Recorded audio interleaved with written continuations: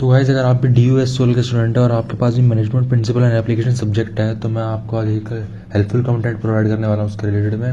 मतलब आप कह सकते हैं मैं आपको इंपॉर्टेंट क्वेश्चन दिखाने वाला हूँ आप क्या क्या आपके इंपॉर्टेंट क्वेश्चन हो सकते हैं, क्योंकि आपको पता है परसों आपका 12 तारीख को एग्जाम है आपका इस सब्जेक्ट का। तो मैं आपको प्रीवियस ईयर क्वेश्चन दिखाने वाला हूँ जो कि आपके इंपॉर्टेंट क्वेश्चन भी होते हैं। मैं आपको दिखाने वाला हूँ कि कैसे कैसे आपके टाइप के क्वेश्चन आते हैं और कैसे कैसे आपको अटेम्प्ट कर सकते हैं और क्या क्या आपके मेन टॉपिक रहेंगे, इंपॉर्टेंट टॉपिक रहेंगे, वो भी मैं बीच बीच में बताता रहूँगा। ठीक है, तो वीडियो को एंड तक जरूर देखना।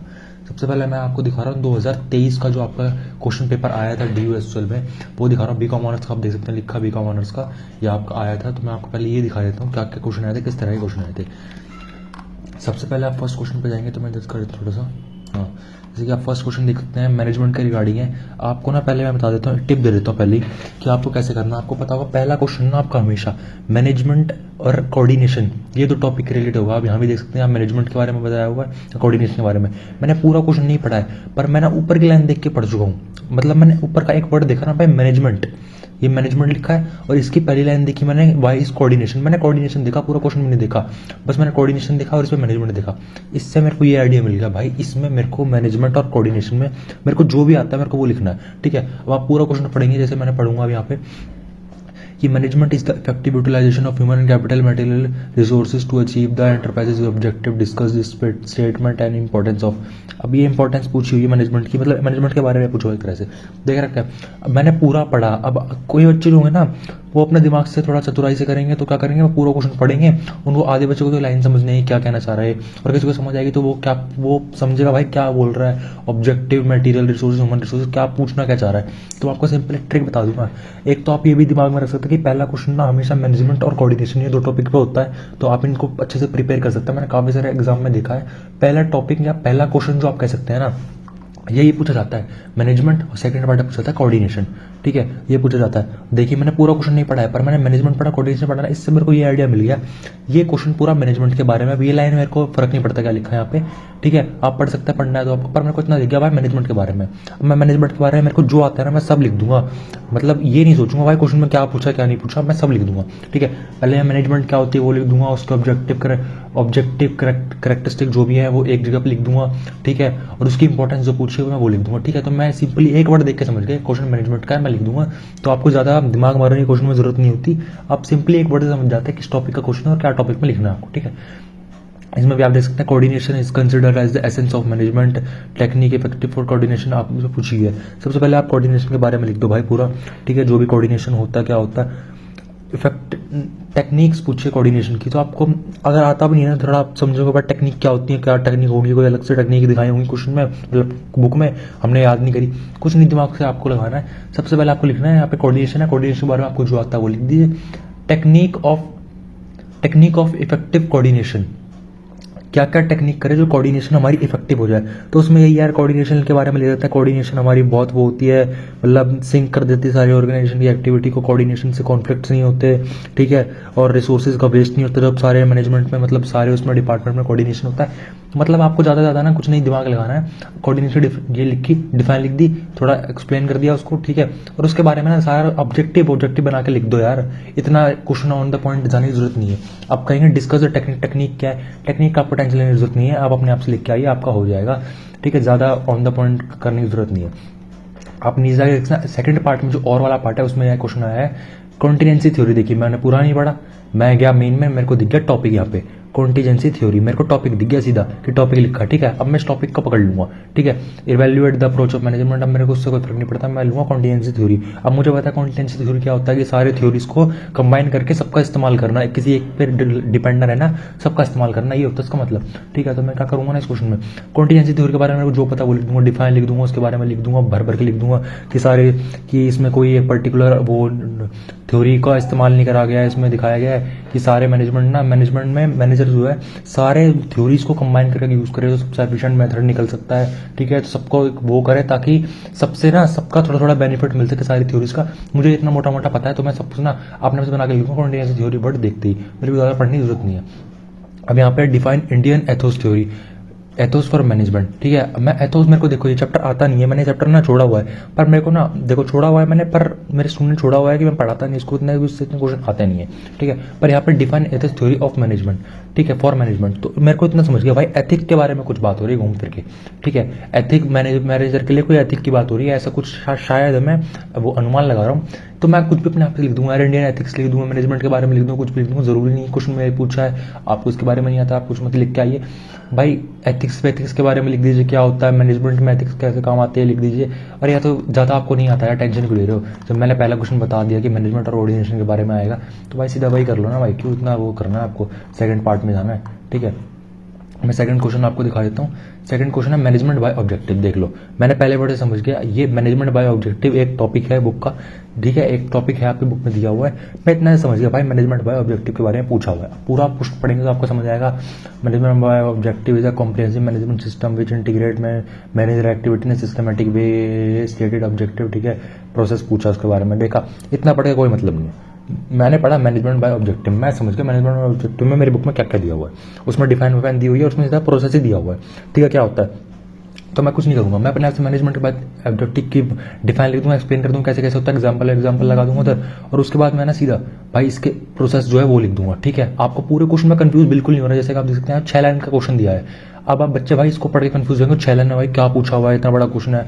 कुछ नहीं भाई, क्वेश्चन ना हमेशा बताओ उसमें स्टेटमेंट सी दी होती है बच्चों को कंफ्यूज करने के लिए, बस आपको वो नहीं देखना आपको टॉपिक पकड़ना कौन सा है। मैंने टॉपिक पढ़ा मैनेजमेंट बाय ऑब्जेक्टिव, ये देख लीजिए मैंने ये पढ़ा, ठीक है। इसके बाद प्रोसेस पढ़ा, मैं इसके बारे में लिख दूंगा, मेरे को ज़्यादा क्वेश्चन का मतलब लेना नहीं है, मैं इसको लेके लिख सकता हूँ। अब Delphi approach of decision making में एक अप्रोच दी हुई है आपकी डेल्फी, तो डायरेक्ट ही क्वेश्चन है, आपको देखने से देख सकते हैं आपकी बुक में डायरेक्ट ही दिया हुआ है टॉपिक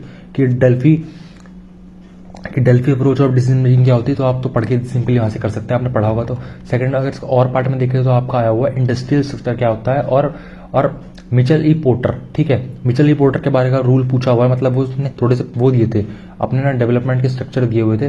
तो मैंने देखो सिंपली मैं बताऊँ ना भाई, इंडस्ट्री स्ट्रक्चर मुझे पता क्या होता है, आपको नहीं पता तो भी आप रख सकते हैं। इंडस्ट्री स्ट्रक्चर आप दिमाग लगाइए अपना, इंडस्ट्री स्ट्रक्चर मतलब किसी इंडस्ट्री के बारे में पूछा हुआ है कि वहाँ कितना कंपटीशन है, कितना मतलब बैरियर है, कितने कंज्यूमर है, कितने सप्लायर हैं, वो सब के बारे में होगा। इंडस्ट्री का स्ट्रक्चर पूछा है, मतलब इंडस्ट्री क्या होती है, तो आप अपने आप इसके बारे में लिख सकते हैं। और आपने मिचेल पोर्टर के वहाँ पे वो पढ़े होंगे, तो वहाँ पे 5-6 थे कि रेवलरी, इंटेंसिटी ऑफ रेवलरी, ये सब पूछा है, ये भी डायरेक्ट आ रखा है। शायद डिसीजन मेकिंग शायद उसमें डायनामिक इन्वायरमेंट वाला एक चैप्टर है शायद, उसमें ये दिया हुआ है डायनामिक इन्वायरमेंट का। तो आपको कुछ नहीं करना है, इसमें भी ज़्यादा दिमाग नहीं लगाना है। इंडस्ट्री सेक्टर का 2 लाइन में एक्सप्लेन कर दो। मिचेल ई पोर्टर का आपको आता होगा वो, ठीक है, 5-6 पॉइंट्स का वो है, रेवलरी वगैरह वो दिया हुआ है, सब्सटीट्यूशन के बारे में दिया हुआ है, buyer seller, number of seller दिया हुआ है। तो आपको इतना आता हुआ आपने पढ़ा हुआ, तो ठीक है। तो मैंने सीधा पढ़ा यहाँ पर इंडस्ट्री सेक्टर, मैंने वो लिख दिया। मिचेल ई पोर्टर का जो मेरे को आता ना, मैंने पोर्टर के जितने भी वो उसने दिए थे, मैं सबके बारे में ना उसने जो दिया था डेवलपमेंट का, मैंने सारा पढ़ा हुआ है। तो मैं ना सीधे उसको लिख के आऊंगा, मैं ये नहीं देखूंगा भाई प्राइमरी मॉडल क्या दिया हुआ, ये क्या दिया हुआ, आप कंफ्यूज होंगे प्राइमरी मॉडल क्या हो गया, सेकेंडरी मॉडल क्या होता है, ये मॉडल कहाँ से आ गए, आपको कुछ नहीं देखना। इंडस्ट्री सेक्टर लिखा आपने, मिचेल ई पोर्टर देखा, तो आप दोनों के बारे में इसमें लिख दो। आपको मीसो एनवायरनमेंट आ गया। मीसो एनवायरनमेंट आपको पता होगा 3 एनवायरनमेंट होते हैं आपके बिजनेस में, माइक्रो, मीसो और मैक्रो, ठीक है। तो मीसो एनवायरनमेंट के बारे में पूछा हुआ है, जो कि इंडस्ट्री में कुछ इंडस्ट्री पर वो डिपेंड होते हैं, मतलब कुछ इंडस्ट्री पर फोर्स ही अप्लाई होते हैं। तो आपको इसके बारे में पता होगा, आपको ज़्यादा बताने की जरूरत नहीं, 12th क्लास का टॉपिक है, ठीक है। तो आप ये कर लेंगे, ठीक है। Management free himself from responsibility, मैं इतने सा पढ़ के समझ गया। या आप यहाँ तक पढ़ेंगे तो आपको डेलीगेट पार्ट भी दिख जाएगा, डेलीगेशन लिखा हुआ है, यहाँ पर डेलीगेट्स लिखा हुआ है, ठीक है। तो मैं सीधा समझ गया भाई, a manager free himself from the responsibility, मैं इतने से पढ़ के समझ गया भाई। ये ना डेलीगेशन के बारे में, डेलीगेशन में यही होता है कि मैनेजमेंट अपनी रिस्पॉन्सिबिलिटी जो है ना अपने सबॉर्डिनेट को दे देती है, अपना काम उस पर पास कर देती है, ताकि वो और काम पे दिमाग लगा सके, अपना इन पे छोटे मोटे काम पर दिमाग लगा अपना टाइम वेस्ट ना करे। तो मैं इतने से समझ गया। सेकंड लाइन तक भी आप आते तो आपको डेलीगेट्स लिखा समझ आते, तो आप सीधे समझ गए भाई डेलीगेशन के टॉपिक से पूछा गया, ठीक है। अब पूरा पढ़ने की आपको जरूरत बिल्कुल नहीं है, ठीक है। यहाँ से आपने पढ़ा डेलीगेशन, आप समझ गए डेलीगेशन के बारे में, एक बार पढ़ लीजिएगा क्या पूछा हुआ है, ठीक है। प्रोसेस ऑफ डेलीगेशन अथॉरिटी लिखा हुआ है, ठीक है। वो तो मैं लिखने वाला ही था क्योंकि मुझे पता है डेलीगेशन में सब कुछ आता है, तो मैं सब कुछ लिखता हूँ उसके बारे में। पर यहाँ पे लिखा हुआ है, प्रोसेस बता दीजिए उसका। सिंपल आपको पता होगा डेलीगेशन में क्या होता है, इनने खुद ने भी हिंट दी हुई है यार, अगर आपने नहीं पढ़ा देखिए, इनने खुद ने भी दिया हुआ है। A manager free himself from the responsibility the moment he delegates the part of his authority to his subordinates. इससे आप समझ गए भाई, मैनेजर अपनी अपनी कुछ पार्ट ऑफ अथॉरिटी, कुछ पार्ट ऑफ रिस्पॉन्सिबिलिटी अपने सबॉर्डिनेट को दे देता है और वो डेलीगेट कर देता है। तो उसके बारे में बताइए, सीधे आप समझ रहे बात डेलीगेशन के बारे में बोला हुआ है। तो इसी लाइन से देखिए, ये लाइन ना आंसर की दी हुई है, एक तरह से आंसर है, डेफिनेशन है डेलीगेशन की। तो आपको क्या करना है, इसी लाइन को ले लेना, इसको थोड़ा मॉडिफाई करके इसमें एग्जाम्पल लगा के आपको लिख देना, उसको डेफिनेशन बन जाएगी डेलीगेशन की, ठीक है। उसके बाद आपको प्रोसेस बताना है, ठीक है। प्रोसेस क्या हो रहा है डेलीगेशन का, तो आपको सबको पता है, वो सबसे पहले रिस्पॉन्सिबिलिटी देते हैं, फिर अथॉरिटी देते हैं, फिर अकाउंटेबिलिटी की वो इस्टेब्लिश करते हैं, ठीक है। ये 3 स्टेप होते हैं आपके प्रोसेस में, तो आपको इन तीनों के बारे में लिख देना है। तो ये भी सिंपल सा 12th क्लास का टॉपिक है, आपको ज़्यादा टेंशन लेने की जरूरत नहीं है इसमें भी, ठीक है। इसका मैं अगर आपको आगे सेकंड पार्ट दिखाऊं तो डिफरेंस पूछा हुआ है, departmentalization by function and departmentalization by product. भाई ये भी सिंपल सा टॉपिक है, बताइए कितने कितने सिंपल पूछा हुआ है, आपको टेंशन लेने की जरूरत नहीं है, ठीक है। इसमें भी आपको पता होगा डिपार्टमेंटलाइजेशन बाय फंक्शन और प्रोडक्ट में क्या होता है। भाई फंक्शन में तो ये होता है, मैं देखो साथ साथ आंसर भी बता रहा हूँ, तो आपको थोड़ा लेंथ लग रही होगी वीडियो, पर आपके लिए काफी हेल्पफुल होगी। मैं आपको बेसिक ओवर भी दे रहा हूँ, एक आंसर कैसे लिख सकते हैं, तो आपको ज्यादा याद करने की जरूरत नहीं पड़ेगी, आप मेरी बातें सुन के भी आंसर को समझ लेंगे, ठीक है। तो आपको ये नहीं होगा कि मैं इंपॉर्टेंट क्वेश्चन बता रहा हूँ फिर आप गूगल पे जाकर इसका आंसर ढूंढ रहे कहीं कि आपको आंसर ऐसे मिलेंगे नहीं, ठीक है। तो मैं साथ साथ ना इसका आंसर बताता चल रहा था, ताकि आपको एक आइडिया मिल जाए और आप अपने आप से बना के लिख सकें, ठीक है। तो इस क्वेश्चन में पूछा हुआ है डिफरेंशिएट करना है वो departmental by function, departmentalization by function and departmentalization by product. सबको आपको पता है यार, फंक्शन है वो डिवीजन जब फंक्शन के बेसिस पर सबको आपको पता है, जो जो सेम फंक्शन परफॉर्म कर रहे होते हैं ना ऑर्गेनाइजेशन के अंदर, तो ऑर्गेनाइजेशन ना उस काम को एक डिपार्टमेंटल में डाल देती है। जैसे सारे अगर वो प्रोडक्शन की उसमें है ना भाई, सब प्रोडक्शन वाले आदमी है और एक है मार्केटिंग वाले आदमी, दोनों एक साथ खड़े हैं। जैसे लगा लीजिए 10 बंदे प्रोडक्शन के खड़े हैं, ठीक है, और 10 बंदे खड़े हैं मार्केटिंग के, तो ना डिपार्टमेंटल क्या करेगा, ऑर्गेनाइजेशन क्या करेगी, 10 प्रोडक्शन वालों को अलग कर देगी, उनका बना देगी अलग डिपार्टमेंट, प्रोडक्शन डिपार्टमेंट, और जो मार्केटिंग के बंदे हैं उनको अलग कर देगी, उनको कर देगी मार्केटिंग डिपार्टमेंट में, ठीक है। तो फंक्शन के बेसिस पर डिवीजन करा है यहाँ पर, ठीक है।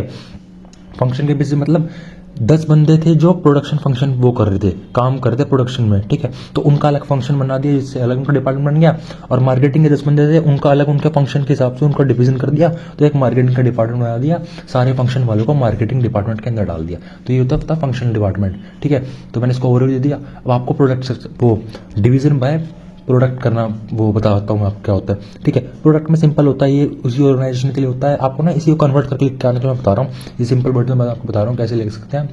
तो इसमें यही होता है कि जब ये इसी फॉर्म के लिए एप्लीकेबल होता है जो ना एक से ज़्यादा प्रोडक्ट वो कर रही होती है, प्रोड्यूस कर रही होती है। जैसे आप लगा लीजिए एक कंपनी है जो मेकअप प्रोडक्ट भी वो प्रोड्यूस करती है, और लगा लीजिए कॉस्मेटिक की, मतलब कॉस्मेटिक तो सेम ही होता है, मतलब एक कह लीजिए एक मेकअप भी प्रोडक्ट यूज वो करती है, प्रोड्यूस करती है, और आप लगा लीजिए क्लोथिंग ब्रांड भी है उनका एक, ठीक है। 2 काम है, तो अब दोनों ऑर्गेनाइजेशन एक ही के अंदर करेंगे यार। जैसे टाटा ही कर रही है, आप लगा लीजिए फॉर एग्जांपल टाटा ही है, उसके 2 प्रोडक्ट हैं, तो मतलब एक के साथ करिए यार, उनका कोलैप्स नहीं होएगा, फिर 2 एक्टिविटी के साथ कोलैप्स हो जाएंगे उनके साथ, दोनों अलग अलग प्रोडक्ट हैं यार, एक साथ क्या कर रहे हैं वो, ठीक है। तो उसमें यही होता है कि अगर फर्म 2 प्रोडक्ट बना रही है तो फर्म का ये काम होता है कि दोनों प्रोडक्ट को अलग अलग डिपार्टमेंट में डाल दो, ठीक है। मतलब जो भी काम कॉस्मेटिक के उससे होगा ना, रिलेटेड होगा, कॉस्मेटिक के काम में मतलब प्रोडक्शन होगी, उसी में मार्केटिंग होगी, कुछ भी होगी, सेल्स होगी, जो भी होगी ना, प्रोडक्शन उसकी जो भी सारे फंक्शन है ना एक कॉस्मेटिक के, वो कर दो एक तरफ, उनका एक डिपार्टमेंट बना दो, ठीक है। और साइड में अगर आपका वो होगा ना क्लोथिंग का ब्रांड होगा, जैसे क्लोथिंग की प्रोडक्शन होगी, मार्केटिंग होगी, उसकी भी सब सेम होगा, तो उसके सारे फंक्शन को एक तरफ एक डिपार्टमेंट डाल दो, तो एक डिपार्टमेंट आपका बन जाएगा कॉस्मेटिक का, एक डिपार्टमेंट आपका बन गया क्लोथिंग का, ठीक है। तो अलग अलग डिपार्टमेंट बना दो, ऑर्गेनाइजेशन एक ही है पर 2 प्रोडक्ट बना रही है, तो कंपनी क्या करेगी ना, दोनों प्रोडक्ट को अलग अलग एक डिपार्टमेंट बना देगी कि उसका अलग डिपार्टमेंट है, उसका अलग डिपार्टमेंट है। इससे आपको क्या फायदा होगा, at the end of the year उनको समझ आ जाएगा कि भाई कौन सा डिपार्टमेंट अलग कितना सेल्स कर रहा है, कितना रेवेन्यू जनरेट कर रहा है, क्योंकि दोनों एक साथ रहेंगे तो आपको समझ नहीं आएगा यार। जैसे आप 2 बंदे हैं, 2 दोस्त हैं, दोनों ने कॉन्ट्रीब्यूट करके पैसे एक अपने तीसरे दोस्त की बर्थडे पार्टी दी है, अब उसको पता नहीं चलेगा भाई किसने किसने पैसे लगाए, क्या क्या हुआ है, ठीक है। पर अगर आप अलग अलग अपना अपना गिफ्ट लेके जाएंगे, जैसे वो अपना गिफ्ट लेके गया, आप अपना गिफ्ट ले गए, तो आप देख सकते हैं उसको सीधा पता लग जाएगा भाई ये मेरे लिए 500 गिफ्ट लाए, मेरे लिए 1000 गिफ्ट लाए, देख सकते हैं। तो ऐसे आपको एक ओवरव्यू मिल जाता है दोनों अलग अलग क्या करें। तो प्रोडक्ट वाले में ये होता है, जब प्रोडक्ट अलग अलग प्रोडक्ट इस्तेमाल कर रही होती है, प्रोड्यूस कर रही होती है ना वो कंपनी, तो दोनों को अलग डिपार्टमेंट बना देती है, ताकि at the end of the year उनको अपना ना रेवेन्यू पता लग सकते कि कौन सा डिपार्टमेंट कितना रेवेन्यू जनरेट कर रहा है, कौन सा लॉस में है, ताकि उनको बंद करना हो तो पूरा दोनों डिपार्टमेंट बंद ना करे एक साथ, दोनों सा डिपार्टमेंट लॉस में उसको बंद कर देंगे और दूसरा चलते रहेगा, ठीक है। तो सिंपल यही होता है। इसका और पार्ट में आएंगे तो आपको देखना बहुत फॉर्मल एंड इनफॉर्मल ऑर्गेनाइजेशन का बताया हुआ है। मैं इतना से पढ़ के समझ गया भाई फॉर्मल और इनफॉर्मल ऑर्गेनाइजेशन क्या होती है, ठीक है।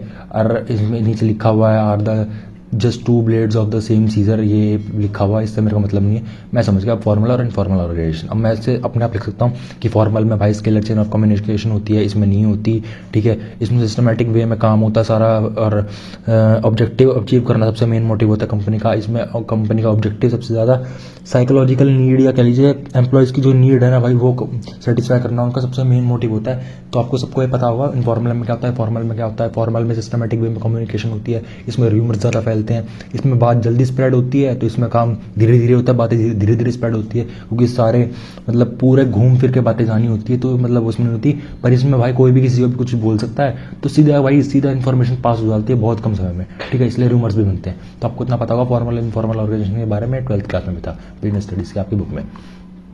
नीचे आएंगे आपको एक्सप्लेन टीम ऑर्गेनाइजेशन स्ट्रक्चर और एंड नेटवर्क ऑर्गेनाइजेशन स्ट्रक्चर, मतलब आपको टीम ऑर्गेनाइजेशन स्ट्रक्चर और नेटवर्क ऑर्गेनाइजेशन स्ट्रक्चर के बारे में पूछा हुआ है। How this organization are helpful in model complex to business environment, ठीक है। तो इसके बारे में आपको पता होगा, सिंपल क्वेश्चन है, मतलब डायरेक्ट क्वेश्चन आया वो, ज़्यादा लेने की जरूरत नहीं है, ठीक है। अब मोटिवेशन वाले पे आएंगे तो आप देख सकते हैं मोटिवेशन के बारे में क्या यहाँ पे लिखा हुआ है, व्हाट इज मोटिवेशन, सीधा लिखा हुआ है। मोटिवेशन क्या होती है सबको पता है आपको यार, बेसिक नॉलेज होगी, मतलब पढ़ा भी नहीं हो तो भी लिख दोगे मोटिवेशन क्या होती है।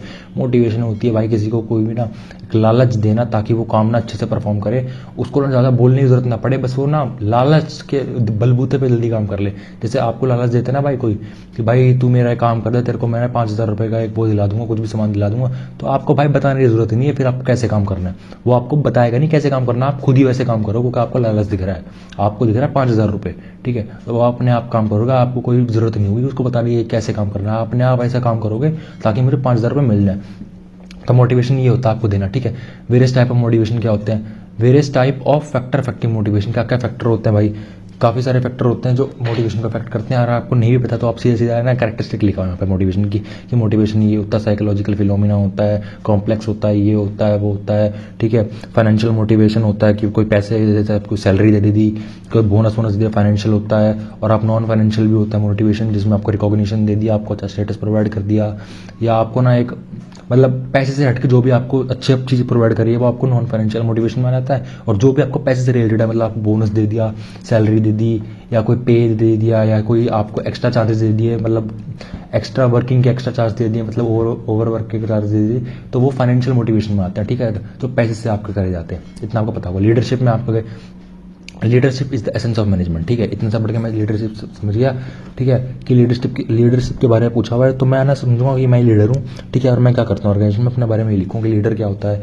लीडर जो होता है वो अपना ऑर्गेनाइजेशन में सबको ना वो कोऑर्डिनेट करता है, सबकी एक्टिविटी, और सबको इन्फ्लुएंस करता है सारे ऑर्गेनाइजेशन में ना, जो भी उसके नीचे काम करते हैं उनकी एक्टिविटी को इन्फ्लुएंस करता है, उनको बताता है कैसे कैसे काम करने हैं। अगर उनके बीच में कोई झगड़ा हो जाए तो लीडरशिप में क्या होता है ना, बंदा यही सबको कॉन्फ्लिक्ट सॉल्व कराता है, ठीक है। इनमें स्किल होती है कि लीडरशिप की स्किल होती है ना, वही लीडर बन सकता है। कॉपी में पढ़ के कोई लीडर नहीं बन सकता, कॉपी किताब की पढ़ाई से कोई लीडर नहीं बनता, उसमें स्किल होती है, एक बॉर्न स्किल्स कहते हैं जिसको, वही लीडर अच्छा बन पाता है, ठीक है। ये मैंने इसके बारे में लिख दिया, एग्जाम्पल चिपका दिए, तो वो बन गया, थोड़ा लेंदी हो जाएगा।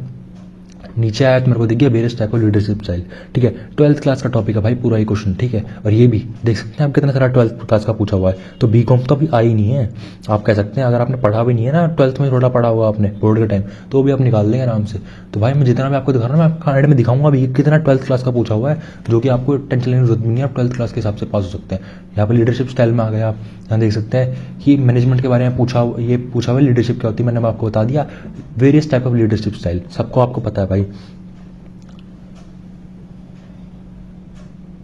3 तरह की लीडरशिप आपको पता होता है आपकी होती है। एक होती है इंडिविजुअल होती है, जिसमें सारा लीडरशिप का वही काम करता है, जो करता है मैनेजर करता है, वो सबॉर्डिनेट से कोई भी डिसीजन कोई नहीं लेने देता, वो सारा कुछ अपने आप करता है, वो होता है सोलो लीडरशिप जिसे कहते हैं, मतलब वो अपने आप ही सब कुछ करता है। सेकंड होता है डेमोक्रेटिक लीडरशिप, उसमें क्या होता है दोनों मिलजुल के काम करते हैं, थोड़ा डिसीजन वो ले लेता है, मैनेजर ले लेता है, और थोड़ा सबॉर्डिनेट जो उनके एम्प्लॉइज है उनसे पूछ के ले लेता है, ठीक है। दोनों डिसीजन मेकिंग में पार्ट लेते हैं, ये होता है डेमोक्रेटिक। उसके बाद होता है लेजर फेयर करके ऐसा एक होता है जिसमें कि ना सारा कुछ रिस्पॉन्सिबिलिटी दे देता है वो एम्प्लॉयज़ को, ठीक है, उनको दे देता है डिसीजन मेकिंग की पावर कि आप ही सोचो, आप ही देखो कैसे आपको डिसीजन लेना है, आप अपने हिसाब से डिसीजन ले लो।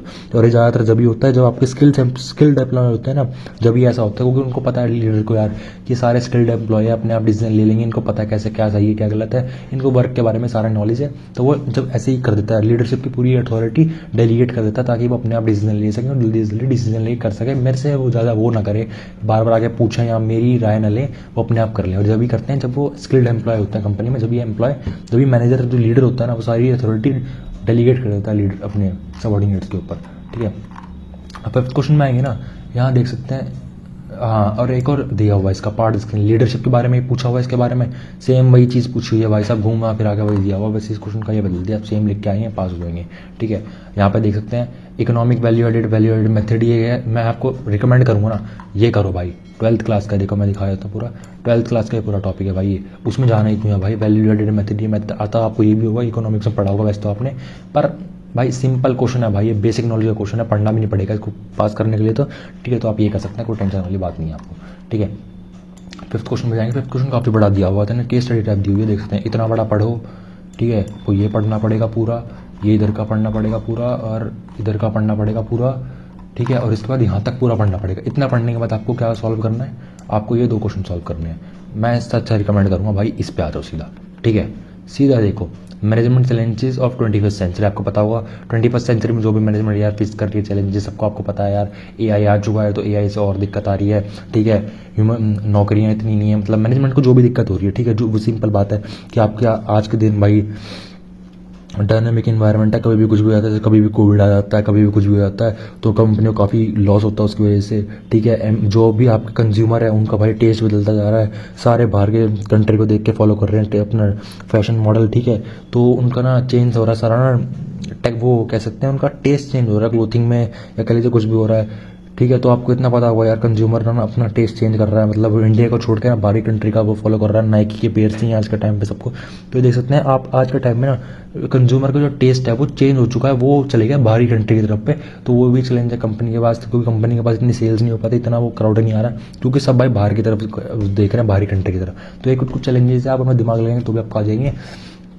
वर्क प्लेस डाइवर्सिटी आपके बारे में पता होगा, ठीक है, वर्क प्लेस डाइवर्सिटी क्या होता है, मतलब कंपनी ना अलग अलग जगह के लोगों को एम्प्लॉय वो करती है, रिक्रूट करती है अपनी कंपनी के अंदर, ताकि उनको ना अलग अलग जगह की प्रोफेशनलिटी मिले, मतलब आपकी एक कंपनी है जो कर्नाटका से भी बंदे ले रही है, यूपी से भी एम्प्लॉयज़ ले रही है, दिल्ली से भी ले रही है, हरियाणा से भी ले लिया है, ठीक है, सारी जगह से ले रही है, ठीक है, एम्प्लॉयज़ को ले रही है, तो उससे क्या वर्क प्लेस डाइवर्सिटी हो गई, हर जगह का ना एक बंदा लिया हुआ है कंपनी ने, ठीक है, तो उससे फ़ायदा क्या होता है आपको पता है, सब कल्चर की नॉलेज आ जाएगी आपको, जैसे कि आपके लगा लीजिए हरियाणा में कोई आपका वो फेस्टिवल आ रहा है, मतलब उनका कोई डांस के बारे में कुछ भी है, तो हरियाणा का एक जो एम्प्लॉय होगा जो हरियाणा से है वो सबको आपको इन्फॉर्मेशन प्रोवाइड कर देगा कैसे कैसे क्या होता है हरियाणा के बारे में, तो वहाँ से देगा। दिल्ली का कुछ आ रहा है, दिल्ली में कुछ ऐसा था, मतलब कुछ भी हो रहा है दिल्ली के बारे में, तो दिल्ली वालों को पता होता है सिर्फ, तो दिल्ली वाला जो एम्प्लॉयज़ है वो अपना ओपिनियन शेयर कर देगा, वो शेयर कर देगा डिसीजन मेकिंग में, तो वो दिल्ली का, तो मतलब सारी जगह की ना एक वो रहती है कलेक्टिव, एक बंदा वो रहता है, तो सारी जगह की ना इन्फॉर्मेशन आ जाती है कंपनी के अंदर, ठीक है, तो ना सारी जगह का नॉलेज आ जाता है, और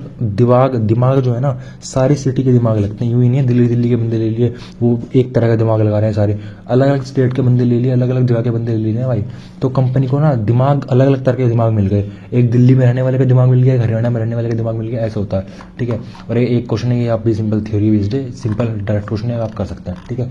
ये तो होगा 2023 का क्वेश्चन पेपर, 2024 का दिखाया था, मैं थोड़ा जल्दी करता हूँ, थोड़ी बड़ी लेंदी हो रही है, ठीक है।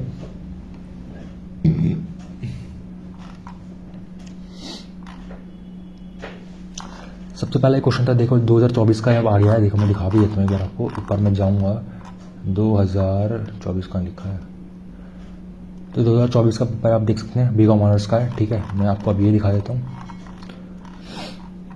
इसका पहला क्वेश्चन पढ़ेंगे ना आपको ये समझ जाएगा भाई, सारा ये लिखा हुआ है कि मैनेजमेंट होता है, चैट जीपीटी के बारे में लिखा हुआ है, he cause stir in startup firm aftermath of decision making majority of the threaten to leave the company in 2 days, ये मतलब भाई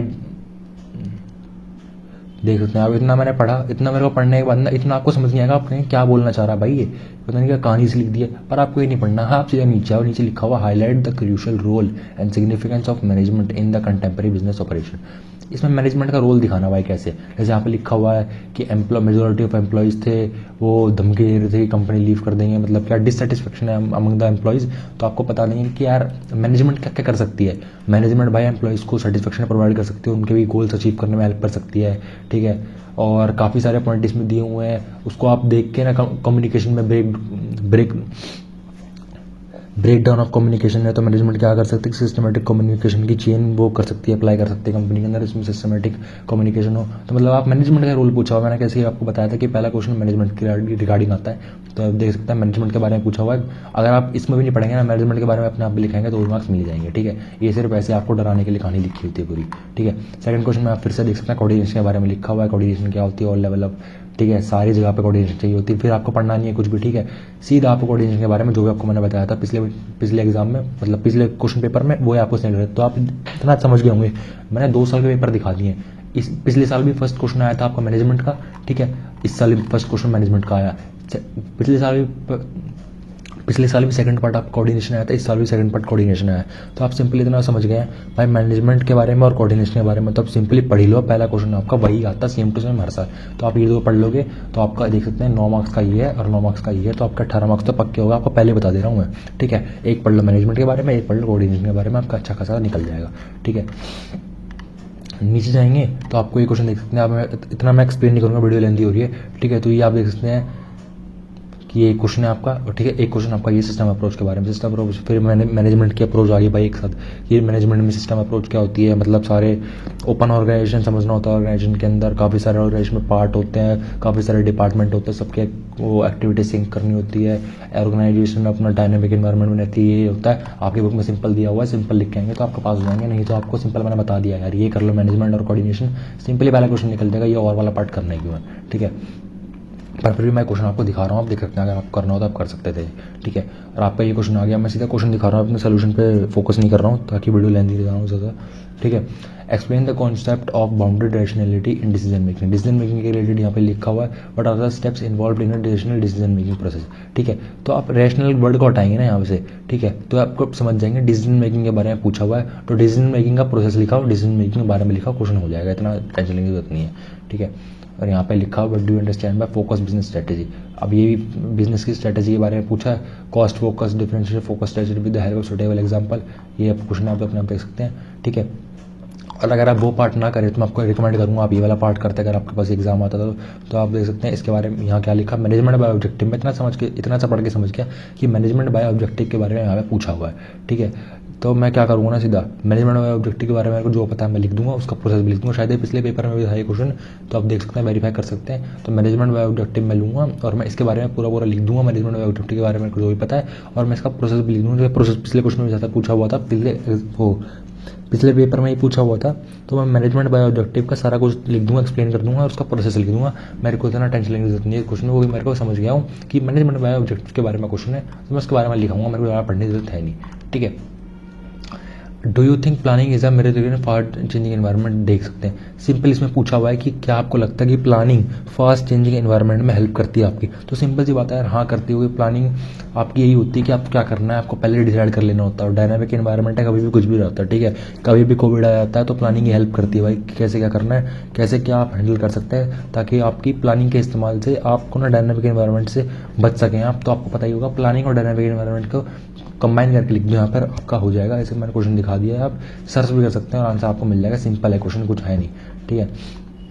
what are the causes of creation of informal group. Informal group फिर से आ सकता है, आ गया है, देख सकते हैं पिछले पेपर में क्या आया था। पिछले पेपर में आया था इनफॉर्मल और इनफॉर्मल के बारे में आया था, डिफरेंशिएशन आया था। इसमें इनफॉर्मल के बारे में आया है, तो इससे आप एक चीज़ समझ सकते हैं, इनफॉर्मल और इनफॉर्मल के बारे में आ रहा है, इनको भी आप पढ़ सकते हैं, दोनों साल के पेपर में आया है, ठीक है। तो इनफॉर्मल का causes of creation of informal group, handle this group, ठीक है। इनफॉर्मल ग्रुप कैसे, मतलब सबको आपको पता है इनफॉर्मल ग्रुप होते हैं कि जैसे आप ऑफिस में जाते हैं, आप 5 लोग हैं ऑफिस के अंदर हैं, आप बात बीत करके अपना एक ग्रुप बना लेते हैं ना भाई। जैसे ऑफिस में आप 5 लोग हैं, ठीक है, 5 लड़के हैं, तो 5 अपने आप ग्रुप बना लेंगे यार, एक हफ्ते में बात होगी ना आपकी, तो बात बूत करके अपना अपना ग्रुप बना लेंगे आप अपना साथ में। तो वो मैनेजर ने नहीं बनाया आपका ग्रुप, मैनेजर ने आके नहीं कहा था आप ग्रुप बनाइए काम करने के लिए, वो आपने खुद ने अपना ग्रुप बना लिया है। आप बैठे बैठे आप बातचीत करने लगे, आप अपनी बातें शेयर करने लगे, वो अपना शेयर करने लगा, तो आपका अपने आप ग्रुप बन गया। ये होता है इनफॉर्मल कम्युनिकेशन या इनफॉर्मल स्ट्रक्चर होता है, कह सकते हैं आप। ठीक है। इसमें आपको मैनेजर नहीं बनाता, आपको ग्रुप आप खुद बनाते हैं, और इसमें आप ना बातें भी अपनी फ्री हैंड शेयर कर सकते हैं। कोई कंपनी ये नहीं कहेगी भाई साहब सिस्टमेटिक चेन ऑफ कम्युनिकेशन होनी चाहिए। आप अपने आप कुछ भी शेयर कर सकते हैं, जो आपके मन में है आप बोल सकते हैं। इनफॉर्मल ऑर्गेनाइजेशन ये होता है,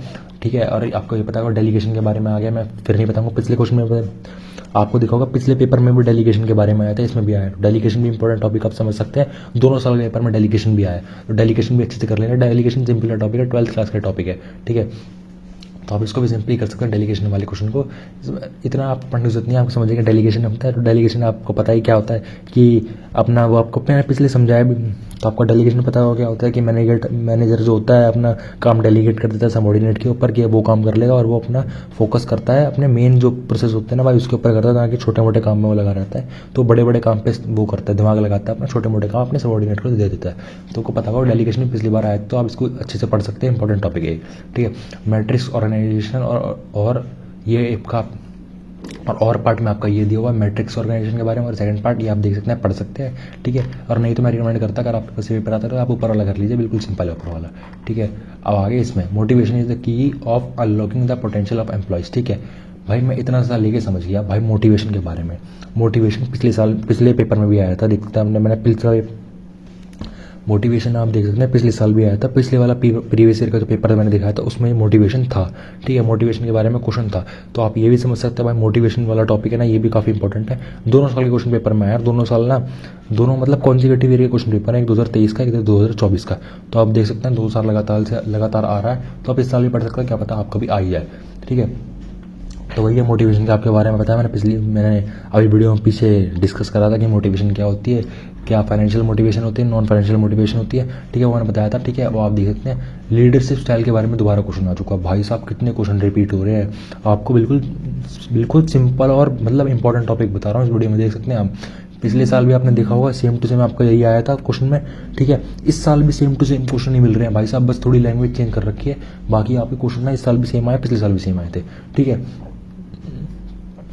देख सकते हैं लीडरशिप स्टाइल के बारे में मैंने आपको 3 लीडरशिप के स्टाइल दिखाए थे, जिसमें एक में मैनेजर अपने आप काम करता है, दूसरे में अपने सबॉर्डिनेट के साथ मिलकर काम करता है, और तीसरे में सिर्फ सबॉर्डिनेट ही काम करता है, मालिक कुछ नहीं करता, ठीक है। मालिक सारी रिस्पॉन्सिबिलिटी अपने सबॉर्डिनेट पर डाल देता है, ठीक है। तो मैंने पीछे आपको बताया था लीडरशिप का क्वेश्चन आया हुआ है, ठीक है। और पार्ट में जाके फाइनेंशियल रेशियो के बारे में क्वेश्चन है, और यहाँ पर आप जाएंगे तो क्या पूछा हुआ है इसमें, असेसमेंट ऑफ स्टैंडर्ड के बारे में पूछा हुआ, मेंटेनेंस ऑफ ऑर्डर, डिसिप्लिन वगैरह के बारे में पूछा हुआ है। तो मैं तो रिकमेंड करूँगा आप इसे पढ़ सकते हैं, ये भी सिंपल है, हार्ड नहीं है, ठीक है। सिंपल डायरेक्ट क्वेश्चन है, पर आप ये करेंगे, ठीक है। अगर आपके पास ये आता है तो आप ये कर सकते हैं, ये आपका इंपॉर्टेंट भी टॉपिक है और हर साल आ रहा है, ठीक है। तो ऑप्शन इसलिए दिए होते हैं ताकि यार आपको अगर ये नहीं आ रहा है ना तो आप ये कर लो भाई, इतना सही, इतना DOSL ने करा हुआ है ना भाई ऑप्शन देने का सिस्टम, तो उसमें सही है। मतलब 12th तक क्या होता है आपको करना ही करना होता है, एक आधे का ऑप्शन होता है सिर्फ, पर इसमें क्या है हर क्वेश्चन में ऑप्शन है। अगर आपको ये आता है आप ये कर लीजिए, ये आता है ये कर लीजिए, ठीक है। और चैप्टर डिवाइड हो जाते हैं, आपको इतना ऑप्शन से बता रहा हूँ। ये 2 अलग चैप्टर हैं, ये 2 अलग चैप्टर हैं, मतलब आप ये 2 चैप्टर पढ़ के भी ना जाओ ना, ये 2 चैप्टर से पास कर दोगे, आपका सिलेबस कितना कम हो जाएगा, ठीक है। हाँ, फिर आप आएंगे फिफ्थ क्वेश्चन में आप फिर देख सकते हैं भाई टाटा ग्रुप के बारे में इतना बड़ा केस स्टडी सी आ गई है। अब इतना बड़ा केस स्टडी पढ़ने के बाद आपको क्या आंसर करना है, देख 3 से 4 पेज की भाई साहब केस स्टडी है, 5 पेज कितने पेज हो गए, ठीक है। केस स्टडी है, इसमें 3 क्वेश्चन अटैम्प्ट करने हैं, ठीक है। अब ये है क्वेश्चन आप केस स्टडी पढ़ के अटैम्प्ट कर सकते हैं अगर आप करना है तो प्रैक्टिस के लिए। इनिशिएटिव के बारे में पूछा हुआ है, काउंसलिंग के बारे में, थोड़ा कोड ऑफ कंडक्ट के बारे में पूछा हुआ है, सस्टेनेबल ग्रुप के इस्टेब्लिश क्यों करा था उसके बारे में पूछा हुआ है। अगर आपको ये करना तो आप ये कर लीजिए, 5 पेज का पढ़ना पड़ेगा, पर मैं रिकमेंड करूँगा आप ये कर लीजिए। यहाँ पे भी सिंपल ही क्वेश्चन आते हैं, आप 3 या फिर कितने क्वेश्चन हैं, 3 ही क्वेश्चन है, ठीक है। इतना बड़ा यार ये 5 पेज का ऊपर पढ़ने से बढ़िया इसके बारे में लिख दोगे ना तो भी सफिशिएंट रहेगा। 3 नहीं करोगे, 2 कर दो कोई से, तो क्या हो गया भाई, एक क्वेश्चन छोड़ भी दो, कितना बड़ा पढ़ने से बच जाओगे। इसमें क्या पूछा हुआ है, discuss the factor reshaping and redesigning of management purpose, ठीक है। तो ये भी डायरेक्ट टॉपिक है, आपका डायरेक्ट क्वेश्चन आया हुआ है, आपके बुक में क्वेश्चन हैगा, ठीक है। मतलब आपकी इस टॉपिक है, सिंपल आप पढ़ के अगर आप कर लेते तो कर लेते, वरना आप थोड़ा लॉजिक वाला लिख के आएंगे तो भी आधा मतलब कुछ आधे मार्क्स तो मिल जाएंगे। मतलब ये 9 मार्क्स का होगा तो आपको 8 मार्क्स या लगा लीजिए 5 मार्क्स तो मिल ही जाएंगे यार, अगर आप अपने आप से लिख के आएंगे तो, ठीक है। Role and importance of innovation यार सबको पता है इनोवेशन क्या होती है, आपको पता होगा इनोवेशन क्या होती है कि मतलब किसी चीज़ को ना अपने कॉम्पिटिटर से अच्छा प्रोवाइड करना, या कुछ ऐसी टेक्निक इस्तेमाल करना जिससे आपकी कॉस्ट कम पड़ रही है और आप ज़्यादा से ज़्यादा वैल्यू प्रोवाइड कर सकते हैं। इनोवेशन कई जगह होती है, इनोवेशन टेक्निक में होती है, प्रोडक्शन टेक्निक में, जिसमें आप क्या कर सकते हैं कम से कम समय में कोई काम करने की टेक्निक इन्वेंट कर सकते हैं जिससे कम से कम कॉस्ट लगे और कम से कम आपका टाइम लगे और ज़्यादा से ज़्यादा आउटपुट आपका आ सके। अगर आपने ऐसा करा तो आप कह सकते हैं मैंने इनोवेशन करी है जिससे कि मैंने कॉस्ट कम करी है और प्रोडक्ट की आउटपुट ज़्यादा करा है अपने प्रोडक्शन। इनोवेशन आपका उसमें भी होता है प्रोडक्ट डेवलपमेंट में कि आपने कोई प्रोडक्ट को इनोवेशन कर दिया। आप लगा लीजिए स्मार्टफोन आए, पहले कीपैड वाले फ़ोन थे, इनोवेशन होके तो भाई स्मार्टफोन आए थे। पहले कीपैड वाले से स्मार्टफोन कैसे इनोवेशन करी किसी ने, कैसे कैसे हम टेक्नोलॉजी को कंबाइन करके एक अच्छी चीज़ बना सकते हैं जो कि कंज्यूमर को काफ़ी अच्छे हेल्प करेगी।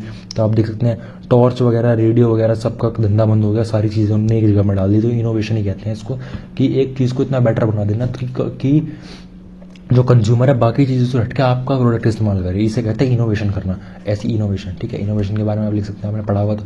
फिर से एथिक्स के बारे में पूछा हुआ है, एथिक्स आपको पता हो क्या होता है। और एथिक्स आपको पता भी नहीं होगा तो भाई आपको थोड़ी सी बेसिक नॉलेज होगी एथिक के बारे में यार। वो लॉजिकल सा क्वेश्चन है, एथिक क्या होता है। तो एथिक के बारे में आपको पता होगा कि एथिक आपके अंदर होता है, आपकी वैल्यूज़ के बारे में डिफाइन करते हैं, आपको बताते हैं, आपको पता इंटरनल एक आपको सिग्नल मिल जाता है कि क्या सही है क्या गलत है, क्या आपको करना चाहिए क्या आपको नहीं करना चाहिए, ठीक है, क्या आपको नहीं करना चाहिए। उसके बारे में बता देते हैं एथिक्स। तो एथिक्स भी आप इजीली आपको पता होगा क्या होता है। लॉजिकल से क्वेश्चन है यार, आराम से कर लोगे। और यहाँ पे तो 2 ही करने हैं, अब मैंने पढ़ा नहीं चाहिए, 2 ही क्वेश्चन कर रहे हैं, 2 कर लीजिए, कोई से भी 2 कर लीजिए। आते मेरे को तीनों, अगर मेरे को होता ना मैं तीनों टाइम कर देता, मतलब करने 2 ही हैं पर मैं इजीली कर देता। आप कोई से भी 2 कर सकते हैं, ठीक है। तो आप इसको देखिए, मैंने 2 पेपर दिखाए हैं आपको। इससे देख के ना आपको समरी करूँ तो आपको ये पता लग गया होगा भाई साहब 12th के बेसिस के काफ़ी सारे क्वेश्चन आए हुए हैं। मैंने तो ये भाई एनालाइज करा है, रिपीट काफ़ी सारे क्वेश्चन हो रहा है। अगर आपने पूरी वीडियो देखी होगी तो आपको समझ आ जाएगा कि रिपीट काफ़ी सारे क्वेश्चन हुए हैं भाई यहाँ पे। एक क्वेश्चन मैंने 2 पेपर दिखाए आपको, 2 साल के पेपर दिखाए, पर दोनों साल के पेपर में भाई साहब मेजोरिटी क्वेश्चन भाई साहब मतलब वही आ रहे हैं, सेम रिपीट हो रहे हैं। मतलब अलग लैंग्वेज थोड़ी अलग कर दी है उसकी। मतलब मैनेजमेंट के बारे में पहले सिंपल पूछा हुआ था, आप थोड़ा पैराग्राफ लिख दिया, फिर पूछ लिया मैनेजमेंट के बारे में। तो मैनेजमेंट का कोऑर्डिनेशन का मतलब आप लगा लीजिए ये तो पक्का आ ही रहे हैं। डेलीगेशन भी सेम टू सेम आ रहा है, इनफॉर्मल ऑर्गेनाइजेशन भी सेम टू सेम आ रहा है। तो आप इससे लगा सकते हैं भाई साहब आपका ना काफ़ी सारे क्वेश्चन रिपीट हो रहे हैं। तो मैंने क्वेश्चन दिखाए तो आप यही पढ़ सकते हैं, क्या पता इस साल भी मेजोरिटी क्वेश्चन ऐसे रिपीट हो और आप इजीली ये पढ़ के आपका एग्जाम क्लियर कर सके। आप जो मैंने बोला है ना, जिसमें आंसर मैंने बताए हैं अपनी तरफ से, सिंपल वर्ड में बताए हैं, अगर आपने ये भी सुन लीजिएगा ना पूरी वीडियो देख के तो भाई साहब सिंपल आप ना सिंपल ये क्वेश्चन का आंसर कर सकते हो। आपको ना गूगल पर सर्च करने की भी जरूरत नहीं है इनके आंसर, ठीक है। जो मैंने बताया ना उतने अगर आपने समझ लिया होगा ना उतने से आप पास कर देंगे एग्जाम को, अगर सेम टू सेम ऐसे ही क्वेश्चन आ गए तो, ठीक है। मैंने इंपॉर्टेंट क्वेश्चन दिखा दिए हैं और आपको ये भी बता रहा हूँ कि 12th के क्वेश्चन काफ़ी सारे हैं इसमें, ठीक है। मोटिवेशन, लीडरशिप, इनफॉर्मल, ठीक है, और मैनेजमेंट कोऑर्डिनेशन, ये सारे टॉपिक इसमें पूछे हुए हैं। और ये सारे टॉपिक आपको पता होगा 12th क्लास के टॉपिक हैं, आपको इतनी मेहनत करने की जरूरत नहीं है। अगर आपने बीकॉम में इतना पढ़ा भी है तो 12th में पढ़ा होगा ना यार, 12th की बिजनेस स्टडीज़ का ही पेपर लगा लीजिए, इसको सेम टू सेम मतलब मेजोरिटी चीज़ें वैसे ही सेम टू सेम आती है, कुछ चेंज होता है। तो अगर आप 12th के बेसिस पे पढ़ के रहेंगे ना तो भी आप पास कर जाएंगे। 12th का काफ़ी सारा पूछा हुआ है, इजिली पास कर देगा आपको 12th का काम, ठीक है। तो आप सब्सक्राइब भी कर सकते हैं हमारे चैनल को ऐसे ही, मैं और भी चैनल के तो आप सब्सक्राइब कर सकते हैं हमारे चैनल को ऐसे ही और वीडियोज़ के लिए, ताकि मैं आगे भी ऐसी वीडियोज़ बना सकूं जो कि आपको हेल्प करेगी आपके एग्जाम में कम से कम पढ़ के ज़्यादा से ज़्यादा मार्क्स स्कोर करने में, ठीक है। सब्सक्राइब कर लीजिए।